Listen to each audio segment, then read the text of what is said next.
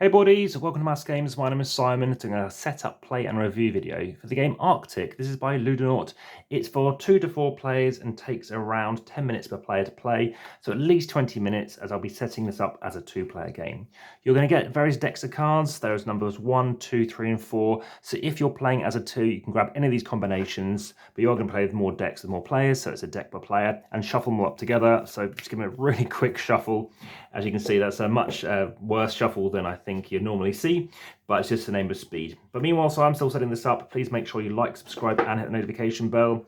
We'll be removing some cards. We will be removing 5 cards in a 2-player game. In a 3-player game, it's 10 and 4 for you're using 15 cards. So 1, 2, 3, 4, 5. You will still maybe need to use these cards, so just place this on top as a reminder, and I'll move it slightly out of shot.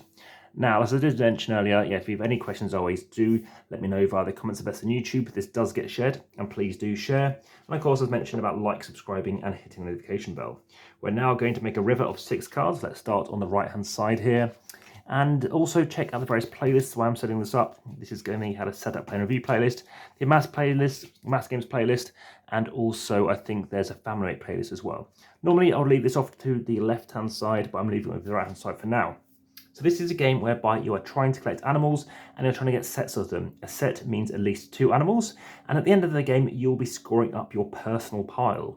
In this case, imagine this was the order in my particular layout in my hand at the end of my personal pile. Then I will have scored this one because I've got exactly 2 animals next to each other of the same type, in this case puffin, and 2 here for polar bears. So my score will be 2 points and another 2 points. Nothing for these guys because there's only one of them. But later into my deck, where you have a massive deck of cards, about 30 odd, then if I've got, say, 5 of these moose or caribou or elk or reindeer, whatever we're going to call them, you will be scoring points again, depending on how many you have.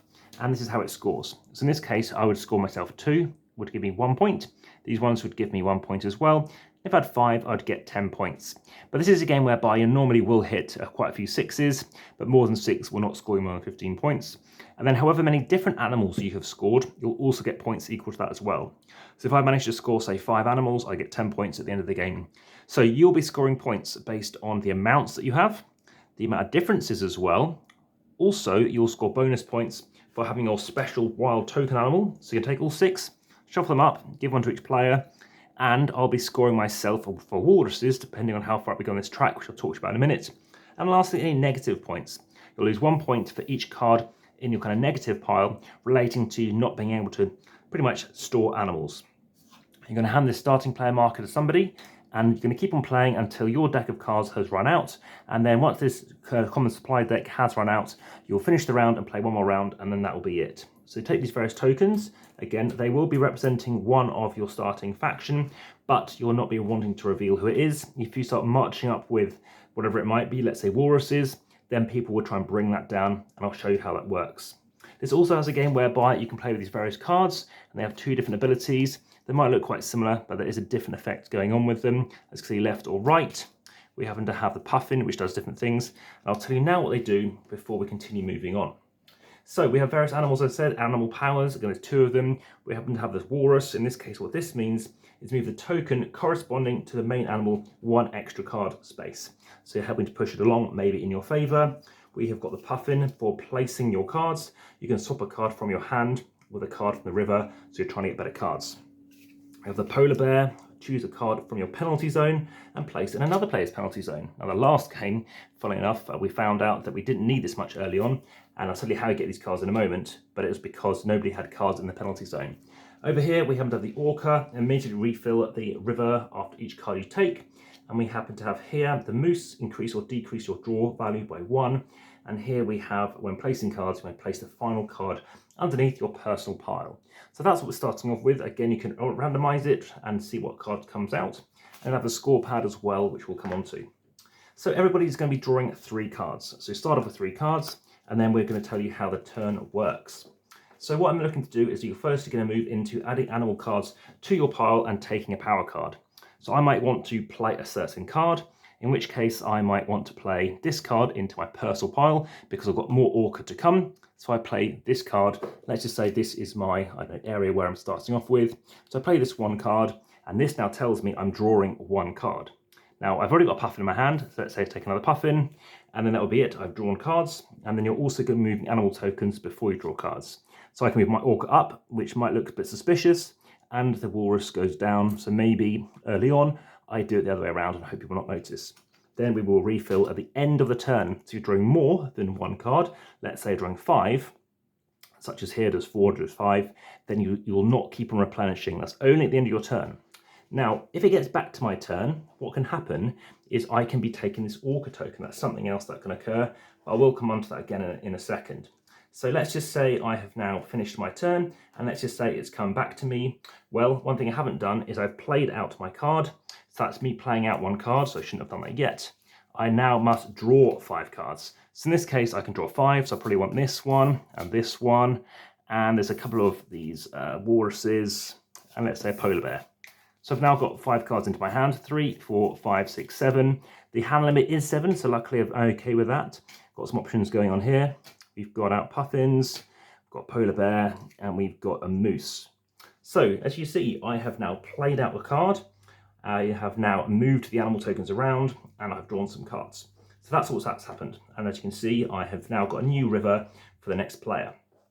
So moving on, I'm now thinking if it's going to be myself what I'm going to play on my next turn.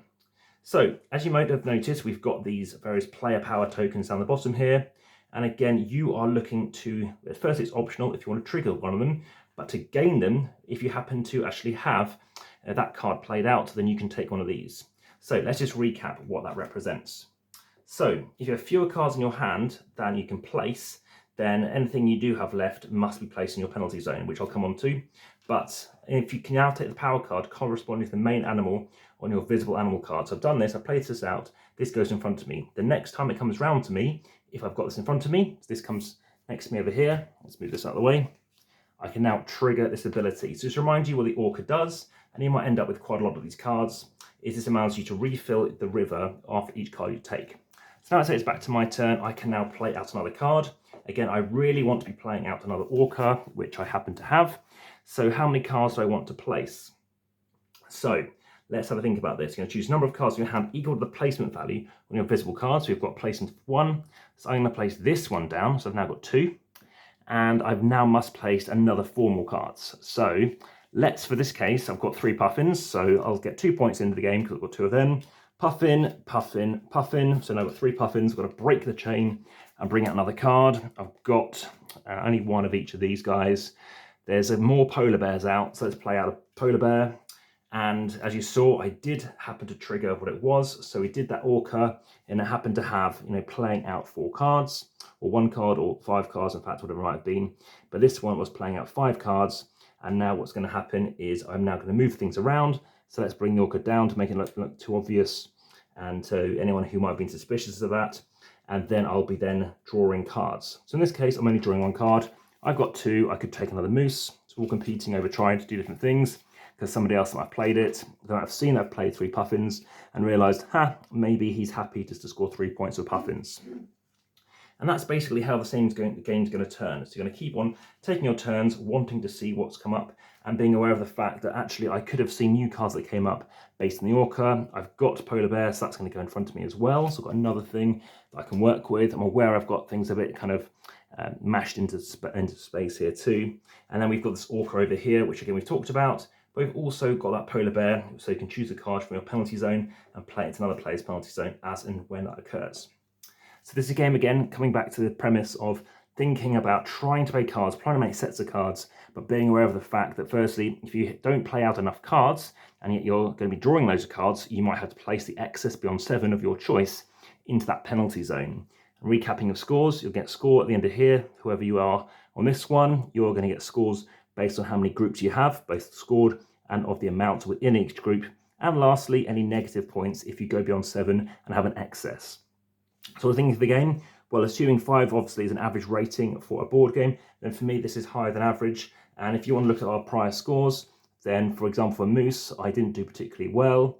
I did okay with, I did pretty bad at puffins as well, and walruses, and I did better with orca, with polar bears in particularly well, and with foxes. With all the different animals, we all managed to score every animal, so got 15 points each.